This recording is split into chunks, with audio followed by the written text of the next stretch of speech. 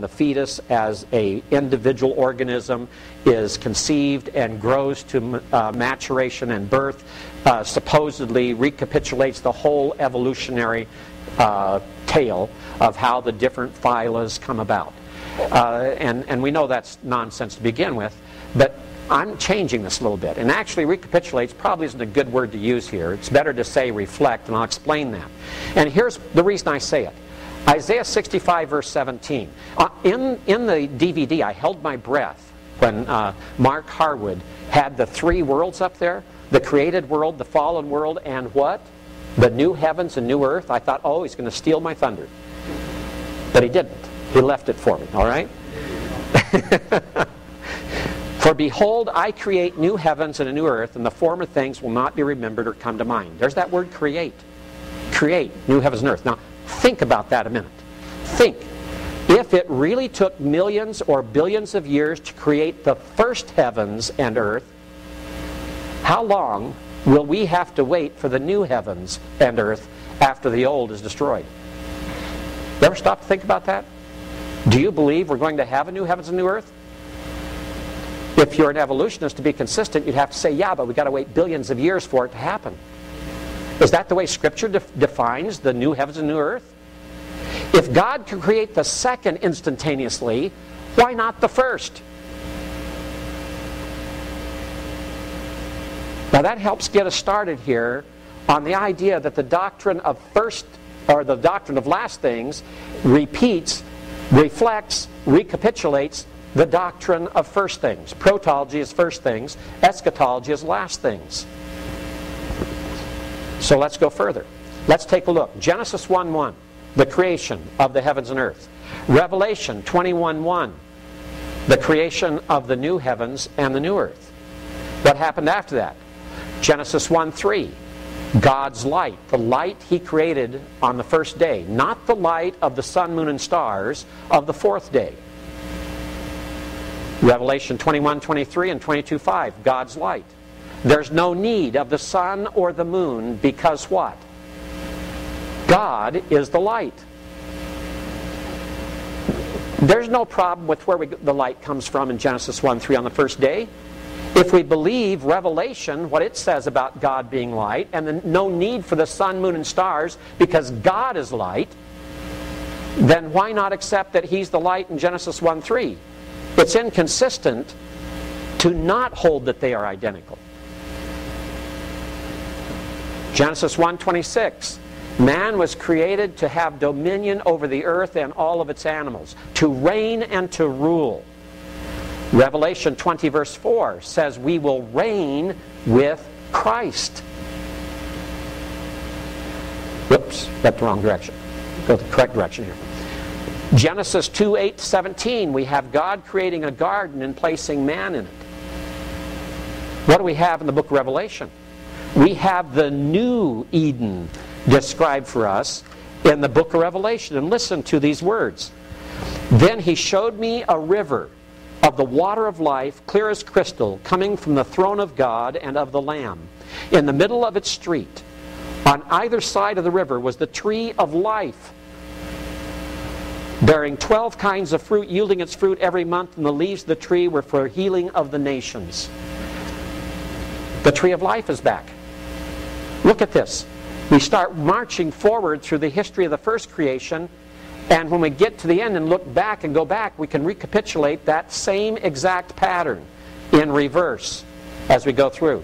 Genesis 3:17, the curse comes in because of man's disobedience. What happens in Revelation 21:4 and 22:3? The curse is removed. The restoring creation, the new heavens and new earth, the new creation, restores the conditions that existed prior to the fall. So this is working in reverse.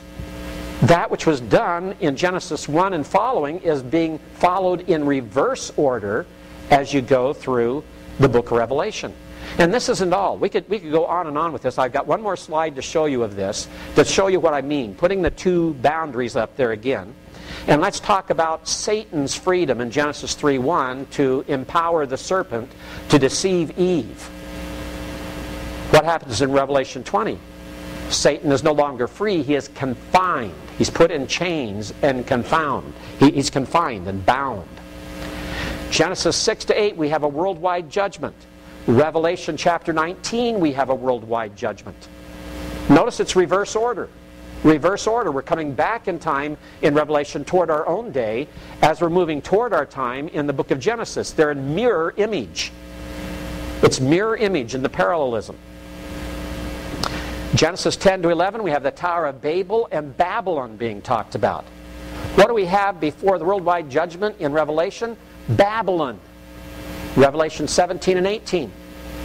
Begin to see the picture here? In other words, future things repeat in reverse order the first things. Why? Because God is restoring things back to where they were. The Creator is the restorer, because the Creator is also the Redeemer. He is in full and complete control. And when we look at this, we get a beautiful picture. Because as we look at this, we find out that in reality, in creation, we're moving toward our time, and we're moving toward a history of developing mankind. In Revelation, if we start at the end of the book and read backwards through the book, we're going to move back toward the same time these are going to meet. And where are they going to meet? They're going to meet at the cross and empty tomb of Jesus Christ. He is the center, He is the focal point of that mirror image history of the Scriptures. And the book of Revelation points that out. Worship God, for the testimony of Jesus is the spirit of prophecy. You can't talk about creation and restoration without talking about Jesus. Not only is He the Creator, but He's the focal point. His cross and His empty tomb for His resurrection are the focal point of an inverted history of this earth. Our conclusion. The testimony to creation permeates all of Scripture. The denial of that biblical creation is a denial of the Creator Himself. It's not just a denial of a story. It's the denial of the Creator. And the denial of the Creator, we're told in Romans chapter 1, verses 18 to 32, is inexcusable. There is no excuse for rejecting God. The denial of biblical creation exchanges God's truth for a lie. And if we deny biblical creation, that results in a greater depravity and immorality due to the rejection of the Creator's authority and His inerrant revelation and His perfect plan for living a godly life.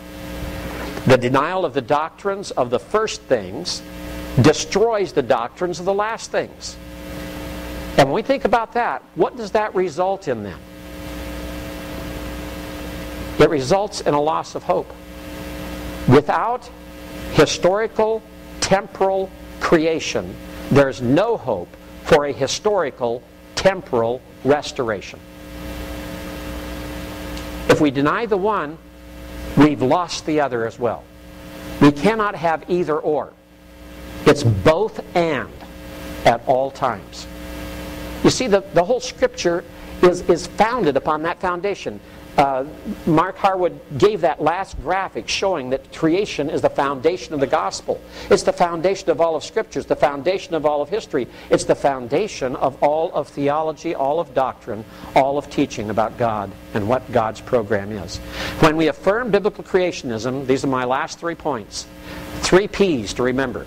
We propose the plain sense of the rest of Scripture. We provide foundational truths for basic Christian doctrine. And lastly, we preserve the salvific focus of the Christian faith. Only the Creator can ultimately save and restore. Remember what God said to Job. If you were there, if you can do what I did, then you can